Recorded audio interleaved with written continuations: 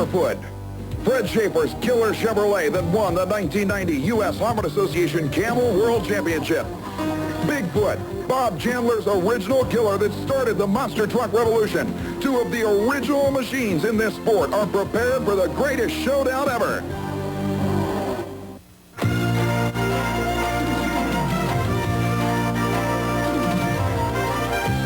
ESPN, the world leader in motorsports coverage, presents Speedworld. Welcome, everybody, to Tampa Stadium in Tampa, Florida. I'm Brett Kepner, and in just moments, we'll be getting underway with one of the most incredible super truck shootouts ever. Bigfoot, Barefoot, Gravedigger, Equalizer, all in competition for the ultimate King of the Hill battle. Hello, everyone. I'm Chris Chapman at the Spectrum in Philadelphia. The fans are filing in right now where they're going to see some of the most awesome two-wheel drive pulling competition in the world. We're going to see two family teams, the Sullivans and the McPhersons. There's going to be four drivers, and they're going to battle it out for the title of family champ. It'll include one of the toughest rivalries in the entire sport of monster truck racing, Taurus and Barefoot. Plus, don't forget about the rest of the U.S. Harvard Association killers already trying to qualify for this event.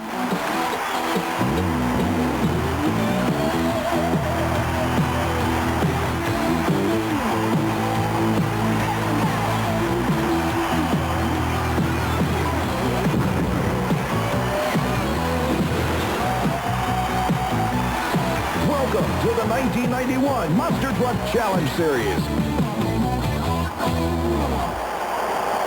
A 300-foot long straightaway, followed by a 180-degree complete U-turn in a span of only 20 feet, and then a return over the same initial 300-foot distance. It will take a minor miracle for the guys with independent front and rear steering to make that turn just once, let alone through qualifying and eliminations. The new Nightlife Chevrolet makes the turn with some difficulty. In fact, a lot of difficulty as the machine stumbles coming out of that 180-degree turn. The elapsed time, 23.82 seconds. The Bigfoot Ford, this truck and driver, knows what it takes to win this battle. And the original monster truck driver performs it flawlessly. The elapsed time, 12.15 seconds. Also out of the St. Louis, Missouri area is Ray Perkowski's gorgeous new Invader Ford. And any driver who has never had to go through a complete 180-degree turn like this has got to be scared stiff at the prospect of controlling both the steering wheel and the rear axle steering toggle switch at the same time while giving it gas against the clock. 19.70 seconds. The first time ever that Dennis Anderson has brought the incredible Gravedigger Chevrolet to Tampa, Florida, inside Tampa Stadium, and they love every minute of it. The Kill Devil Hills, North Carolina veteran has a huge following of fans in the Southeast, let alone the rest of the country. Problems on the first set of crush cars. Anderson is having a dismal time. Something goes away in the drivetrain or transmission. Ron Dennis and the no-problem Ford Bronco pulls to the starting line. We asked Ron who he thought was going to be the toughest to run against tonight. All eight of them, you know, they're going to be tough. I mean, all eight of us are in the top trucks in the country, so it's anybody's ball game, but I'm going to win. I hope, yeah. Well, you've already seen Ron Dennis win one event on Super Tracks this year. It was in the state of Florida. Maybe that's a good sign. He takes the no-problem Bronco around the turn very nicely. Still, you can see him cranking the wheel in the cockpit. There's a tremendous amount of physical effort. 17.59 seconds. But here's the Big Blue Chevy, the man who has one of the toughest rivalries going with both Bigfoot and the Taurus team. It's Fred Schaefer's Illinois-based Barefoot supercharged Chevy. Absolutely picture perfect. 12.09 seconds. Jack Willman Jr. at the wheel of Taurus leaves the line and heads for the turn. Another picture-perfect turnaround. A nosedive at the finish line. 12.78 seconds. 19-year-old Greg Holbrook out of the state of Tennessee in the rear-engined Equalizer GMC. And he oversteers coming out of the turn. That's where the physical aspect of this course comes in. The elapsed time, 15.16 seconds for the kid. So Barefoot ends up the winner of the first half of the battle, but with Bigfoot only 0.06 of a second behind and Taurus almost as close. Don't you dare go away.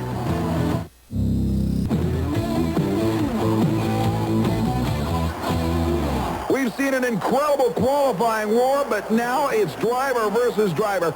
It'll be Ron Dennis, the hot new pilot of John Moore's Tennessee-based no-problem Ford Bronco, taking on the toughest truck in the business. Fred Schaefer and the Barefoot Chevrolet, your number 1 and 5 qualifiers. A picture-perfect turn, and Fred Schaefer makes it all up in the second half. Dennis got the whole shot, but Schaefer was able to negotiate that awesome spinning turn. That will bring out certainly one of the crowd favorites, the incredible gravedigger of Dennis Anderson and the Taurus Chevrolet. Anderson sideways almost misses the turn entirely. And it's Willman that pulls off the turn immaculately. And the Taurus Chevrolet goes to round number 2. The brand new 1991 Ford of St. Louis's Ray Perkowski will take on the Ford that made St. Louis famous. Bob Chandler's incredible Bigfoot with the number 1 team driver, Jim Kramer, behind the wheel. They go into the turn, and Kramer has problems in Bigfoot, but Perkowski has bigger problems in the far lane. Kramer actually stumbled coming out of the turn. Perkowski's Invader actually lost fire in the middle of it. We have just received word that apparently the Equalizer Chevrolet suffered damage during its qualifying run, and that means a dream come true for first-year campaigner Smozak in the Nightlife Chevrolet. He will get a free ride, a single run into the semifinal round with the likes of Bigfoot, Barefoot, and Taurus. Having recently purchased this truck from the Wyzoric Racing Team, the new owner of the Nightlife Chevrolet will put it right into the Final Four of his first major U.S. Hot Rod Association Championship event. And he just eases it through the paces to move into the semifinal round. But you want to talk about a war? He's got to take on the Bigfoot Ford. When we return, the Final Four do battle in Tampa. Don't you dare go away.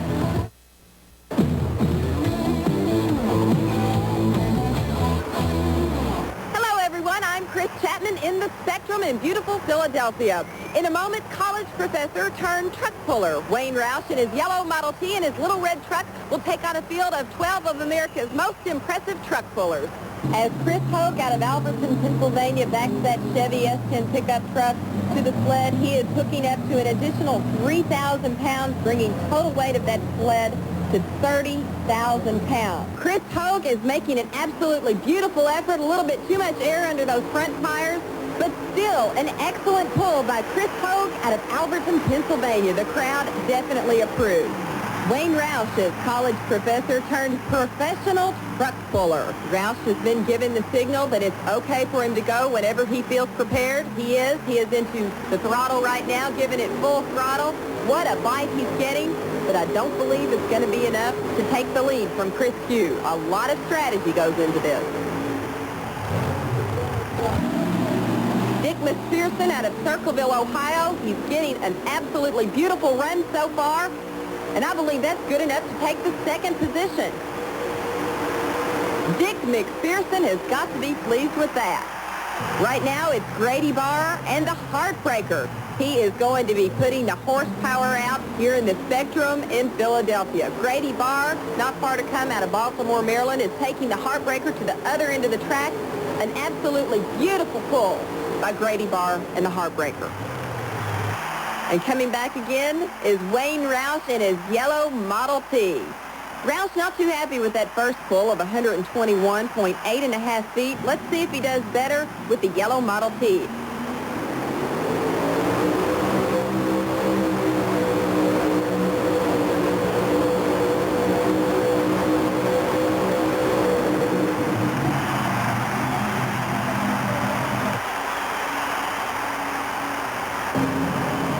is the 1990 Ranger Good and Plenty truck, driven by Butch Lepley out of Myersdale, Pennsylvania. Hooking up all the safety equipment. U.S. Hot Rod officials, that is their #1 priority other than seeing that these crowds get a fabulous show. And it's going to be led off the second half of the final competition here in two-wheel drive pulling by Butch Lepley in the Good and Plenty machine. He's hooked. They've given him the signal.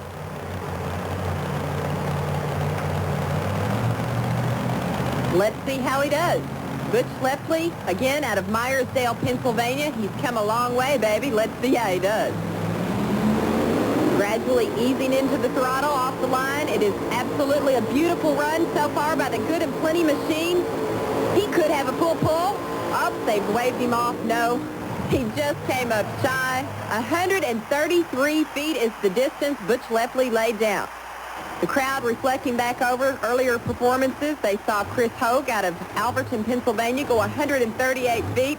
Right now they're watching as U.S. Hot Rod Association officials clean up the track after some big rut marks were left in there by Lepley's machine and the 1990 Good and Plenty Ranger. They got to get it all cleaned up for the next competitor, who will be Dave Shoemaker out of Stanley, New York. It's a 1938 Chevy truck, and there's an awful lot of technology under that old hood. This is probably one of the more unique pulling vehicles you're ever going to see.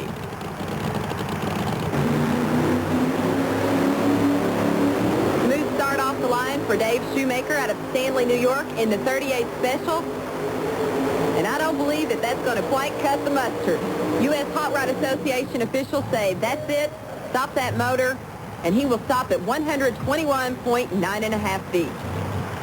Coming up now is Sweet Thing 3. This is a roadster driven by Randy Brown out of Camden, North Carolina.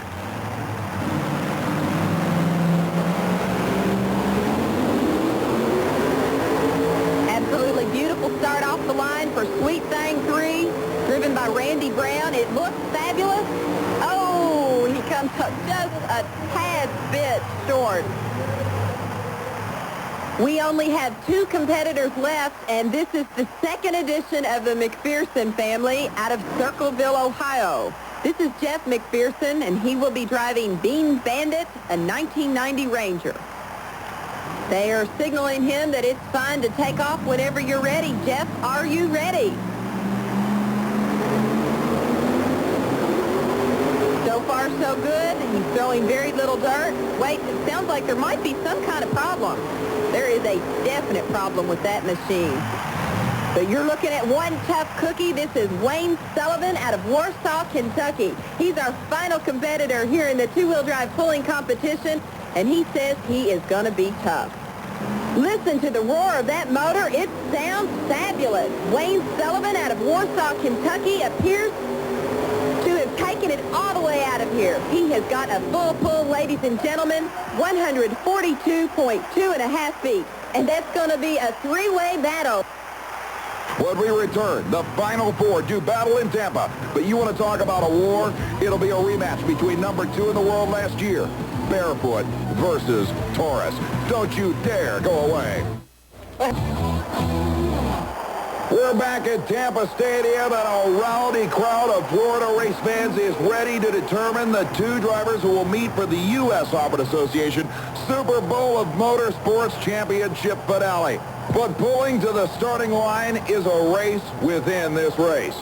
The 2 drivers who will probably publicly admit more often than any other 2 that they flat don't like each other. #1 and #2 in the world last year, Fred Schaefer in the Barefoot Chevy takes on Jackie Willman and the Taurus Chevrolet. While the Taurus Chevy has proven its worth time and time again, remember Fred Schaefer is debuting a brand new truck here, and we asked him after qualifying how he thought it was running. I don't know. I really like this truck. It really lands easy compared to my other truck. It's got 24-inch suspension travel, and it lands real easy compared to the other truck. So I'm going to be around for a while. It's got a new suspension nobody's got in the front end. It's a 4-bar from the front with coilovers, and nobody's got that right now, and it takes the shock of the cars, and it's doing real good so far. This is only the 3rd race for the truck, and I feel real confident in the truck, and I've been changing the shocks every week, trying to dial the truck in, you know, to the track and to to the rest of the body weight of the truck. It's been working real well. Both drivers from the little town of Granite City, Illinois, on the Mississippi River across from St. Louis. Both would kill to win this single race.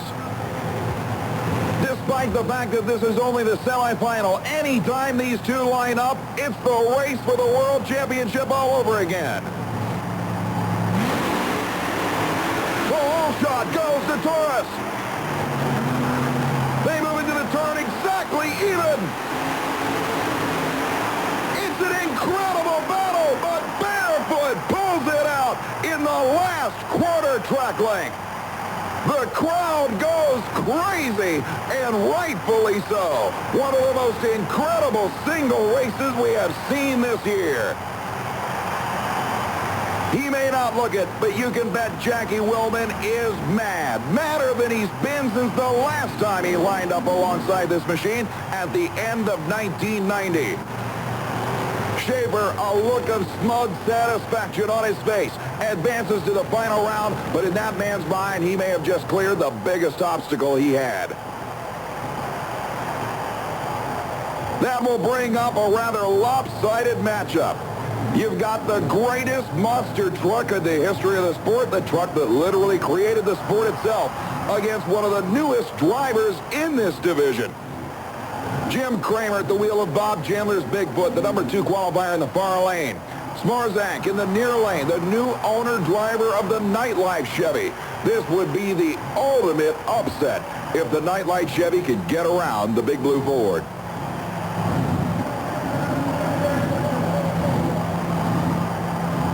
Staging up, waiting patiently for the green light countdown. The whole shot goes to Kramer. They move into the turn, and Smorzak misses it by a ton. Kramer will sail into the final to take on the world champion in a Ford and Chevy matchup. You can see Smorzak literally overdriving the turn, but you have to give the guy credit. His first major U.S. Hobbit Association National Championship event. He makes it to the semifinals against the top 3 trucks in the Camel Series last year. Not bad for a new guy. So that will pit Bigfoot versus Barefoot in the final round. Ford and Chevy, the 2 winningest monster trucks in history. Everybody's got a favorite, but nobody can wait to see who will pull it off. Jim Kramer, the original monster truck superstar, will take on Fred Schaefer, a driver with whom he has had a rivalry brewing since the mid-1970s. Stay right where you are.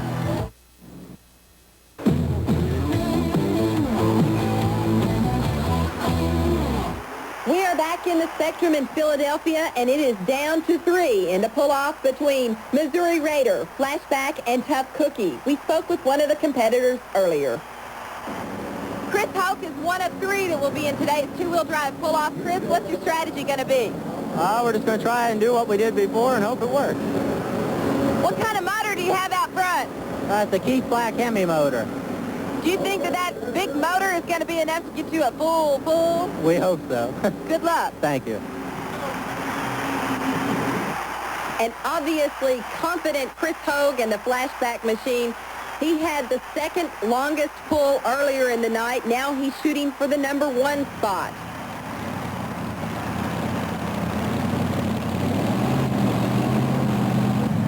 Hogue is hooked. He is ready. He's been given the green flag. Let's see how he does. Looking good so far. He's getting great traction off the start. Kicking all the way into that accelerator at this time. And that was an absolutely fantastic run by Chris Hogue, 135.5 feet. Let's take a look at that picture-perfect run one more time. Very little dirt being thrown here. You can tell he's got the traction he needs to take it. 135.5 feet. Dick McPherson out of Circleville, Ohio, puts the pedal to the metal, and he is off.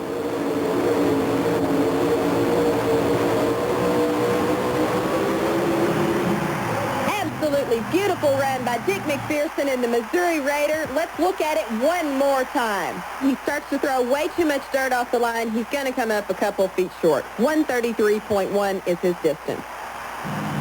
Wayne Sullivan, one of our veteran pullers on the U.S. Hot Rod Association Tour. Carefully backs the Tough Cookie machine to that sled. They're making sure everything is right on the other end. The green flag is waved. And one Tough Cookie is headed down the track. Looks like an absolutely beautiful run. I didn't see any problems with it. I don't know what the measurement's going to be. A little afterburn coming off the motor there. That may have cost him. The crowd anxiously anticipating his distance. On the replay, you can see Sullivan has a fine start off the line, but apparently towards the end, something goes wrong in the engine block. His distance, 133 feet even. And here are your final results. Finishing in the number 1 position, Flashback, followed closely by the Missouri Raider, and rounding out the top 3, Tough Cookie.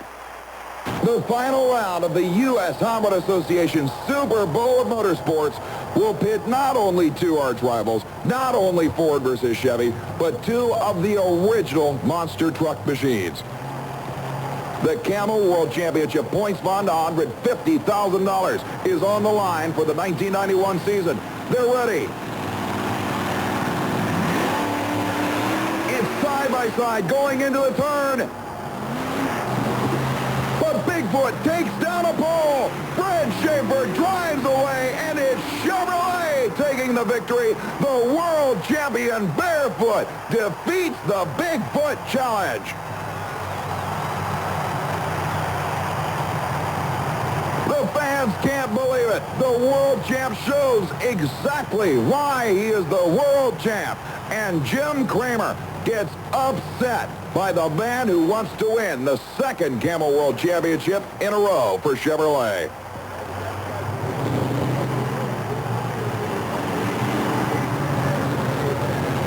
There's a man who has accomplished his task. Fred Schaefer, not one to show his emotions visually, but you can bet that deep inside, he is probably as happy now as he was at the end of 1990 when he won the Camel World title at the final event of the season. Simply incredible job. While Fred Schaefer's main objective is to repeat as the world champion, certainly this event at one of the single biggest races in all of monster truck racing has got to be a great prize. This is one of the granddaddies, Brett. This is the one that really meant a lot to me, and you're right. Probably more importantly, though, was the people that you beat on the way. Correct. All the big names was here, and Barefoot stood out among them all, and that was real important. Certainly everybody by now knows about the rivalry between you and the Taurus group, and then to beat the original monster and the winningest of all time had to make it that much better. Yes, it did. The Bigfoot 9's a fast truck, and it's really an honor to get to beat those two guys in the finals. In the final round, did you have any idea that Jim Kramer had already taken out a pylon on his turn and was really disqualified at that point? I didn't even know he was in the other lane. I raced my own race. I didn't have time to look over there, obviously, and no, I did not know that. How about in the semifinals? Did you do anything different against Jack Wellman and Taurus than you normally would have? No, I just tried to drive a good race without making a mistake, because when you race somebody like those guys, the least little mistake costs you the race. And I might admit that in that particular battle, really neither driver made any mistakes. Like I said, I didn't know that either. I'm anxious to see the video. It will be interesting. Congratulations, though. Great job. Thank you very much, Brett. Thanks, Brett. And earlier here in the Spectrum in Philadelphia, we saw some of the most awesome two-wheel drive pulling competition in the history of the sport. The flashback Chevy S10 driven by Chris Hoke. He is the grand champion here at the Spectrum. Like any other form of sport, there are rivalries at monster truck racing brewing with intensity. And like anywhere else in sport, those rivalries are far from over. Here at the Super Bowl of Motorsports, an incredible event in Tampa, Florida, I'm Brett Kepner. Thanks for being with us. This has been a GRB Entertainment production in association with ESPN.